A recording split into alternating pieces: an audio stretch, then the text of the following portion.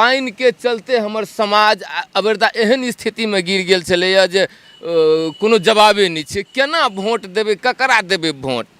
शीला मंडल जे छै से एहिठाम से 1.5-2 किलोमीटर हुनकर घर छनि। देखै तक ले ने ई करिका शीशा में से जे नेताजी और उतरते तब न चिन्हबै आ तब न कहबै यौ सर हमरा भूख लगल अछि, हमरा खाय ले दिया या कोनो सामान दिया या पानी के व्यवस्था क दिया।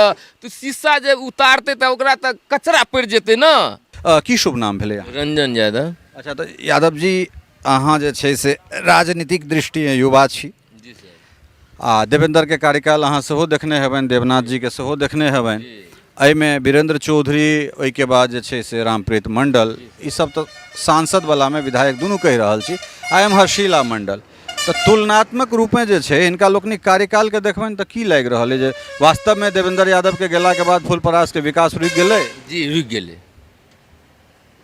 हमरा सबके देवनाथ जी आ देवेंद्र जी एहि दोनों आदमी के गेला से हमारा एहिठाम फुलपरास के विकास बहुत स्थिति गड़बड़ा गेलै, जे कि चलते पानी के चलते 1.5 महीना सब हम पाइ छै उ खरीद के जल पीबै छै, आ जकरा नहीं छै से लोग में से कतौ कतौ से आइन काइन मान लिया बाल्टीन से गैलन से लाइब के 1.5 महीना से पानी पिलिए। आ जल आ नल कतऽ छै एक बेर चेक कऽ लियौ। वोट केना देबै एकरा और के से पहले अहाँ और कहू।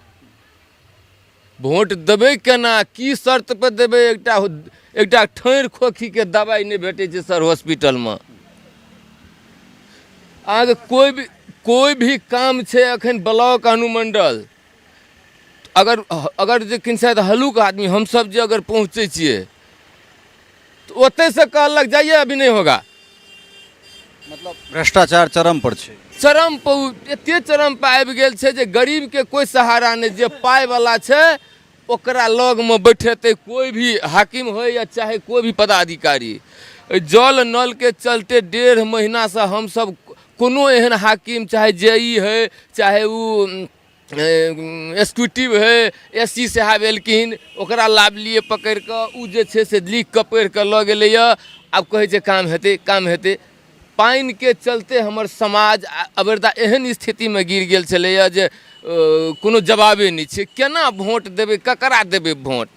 शीला मंडल जे छै से एहिठाम से 1.5-2 किलोमीटर हुनकर घर छनि। देखै तक ले ने ई करिका शीशा में से जे नेताजी और उतरते तब न चिन्हबै आ तब न कहबै यौ सर हमरा भूख लगल अछि, हमरा खाय ले दिया या कोनो सामान दिया या पानी के व्यवस्था क दिया। तो शीशा जे उतारते त ओकरा त कचरा पड़ जेतै न। तो समस्या तो छेबे करे सर। गरीब के अमीर के नहीं छै, जकरा कैपेसिटी छै ओकरा तो खरीद के खाय छै, खरीद के लावे छै, पानी खरीद के पिए छै।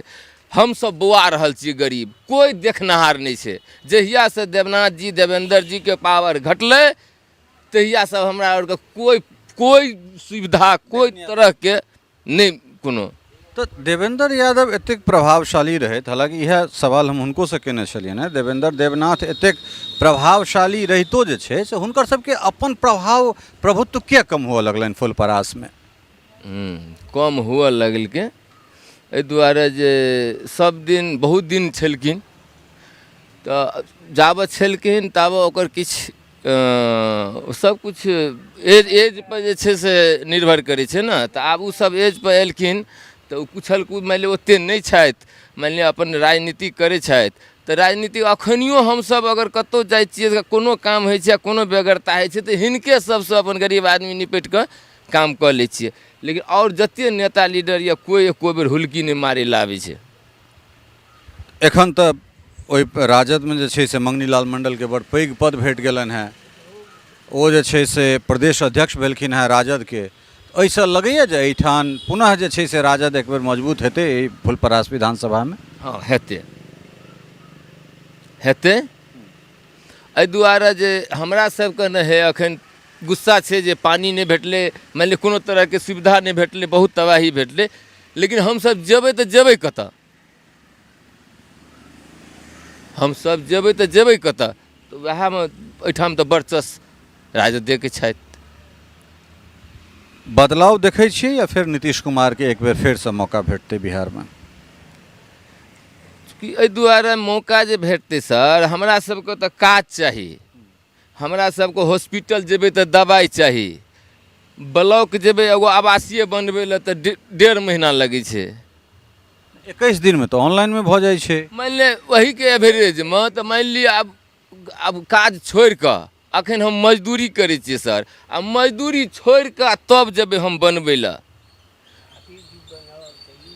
बाल बच्चा भुखले रहि गेलै, की उपाय छै ओकर? हॉस्पिटल जेबै सर, हॉस्पिटलमे एकटा गोटी तक नहि दै लए चाहै छै, कहलक बाहर से ले आइए, पुर्जी एते टाके लिख देलक आ कहलक बाहर से ले आइए, अब भऽ गेलै। की और की समस्या छै? मानि लिअ नल जल या पानिके समस्याके अलावे अहाँ कहलहुँ हँ जे हॉस्पिटल जे छै से हॉस्पिटलमे दवाइ नहि भेट रहल छै, और की समस्या? और एहिठाम नल जल तऽ साफ के बर्बाद कऽ देलकै हमरा आरके सर।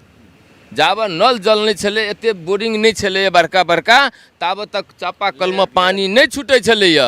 अखन एहन स्थिति भऽ गेलैया जे हर कल बंद छै 1.5 महीना से, लेकिन पानि के लेल कोई सहारा, एते नेता लीडर भऽ गेलै, एते कहै छै मंत्रिये पर मंत्री आ अथिये पर अथी छै, लेकिन पानि खातिर 1.5 महीना से सौंसे गाँव समाज तपस्यामे मानि ले चलि गेलै हमरा सबके, कोनो इज्जत नहीं है, नहानाइ खेनाइ पर एहन स्थिति। अखन हमसब सर किसान छियै, 5 गो माल पोसै छियै, 5 गो माल पोसै छियै, हमरा 10 बाल्टीन पानिके खपत छै, कतऽसँ लेबै हम खरीद कऽ? हमरा छै औकात जे हम खरीद कऽ हम पीबै आ मालके पिएबै? आ माल हमर पेशा छियै, मवेशी हमर पेशा छियै, नहीं देबै तऽ पियासँ मरि तऽ नहीं जेतै?